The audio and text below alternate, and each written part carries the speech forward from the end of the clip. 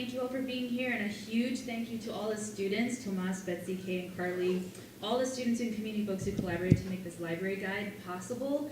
I don't know if there's ever been this much hype about a library guide, and I'm really excited about it, but I know that it's much more than a library guide, right? It's much more of a celebration about the legacy of knowledge that has so long been disregarded and so long been facing erasure, especially in higher institutions such as this.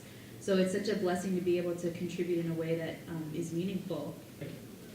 Take a moment to look around and appreciate the struggle and vision it took to create this ethnic studies library. It is an inspiring example of how a library can be an empowering space that values, organizes, protects, and shares the knowledge and histories of peoples of color. Your effort to create the Pacific Studies Library Guide is also an act of decolonization, an expression of information sovereignty.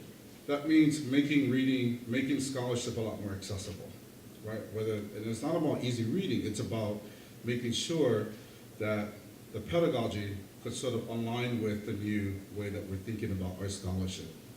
And of course, finding a way to recenter who we are as people for a while. And this is why if you ever read Dr. Ga'oupu's work in RC Violence, in fact, Crit Pack Studies at City College and the Boston program is grounded in that essay. This is why it's so foundational for us to read Ga'oupu's work. So the attempt was to sort of recenter. For a while, Pacific Island Studies or Islander peoples were sort of on the periphery, on the margins.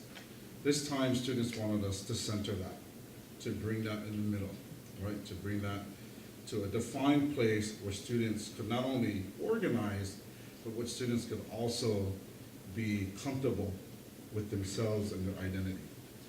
This library guide is here now because we exist in a time where our community has had enough of being treated like the smallness that everyone believes we are because of the islands we come from, not knowing that we come from the biggest body of water this world has. One that is not only challenging the rest of the world to simply see and accept us on issues ranging from education to climate change to basic-ass human rights, but to actually value and nurture our existence, that we exist, and that because of our efforts, like the creation of this library guide, we truly are not going anywhere. Some of us need an education just so we can heal, because if I've learned anything about being a student, it's not that school taught me how to think critically. It taught me what to think critically about. Wow. To the students here at Cal, please, don't forget that you can love the village that raised you while also holding it accountable for your success. You deserve to succeed as the brilliant scholar that you are, because you're not stupid. You're not a failing statistic. You are more than an athletic scholarship, more than a soldier with a gun. Teach them that graduation doesn't get to happen without you. What it truly means to never leave a child behind. The classroom needs both your voice and your mind. The way our islands need your legacy.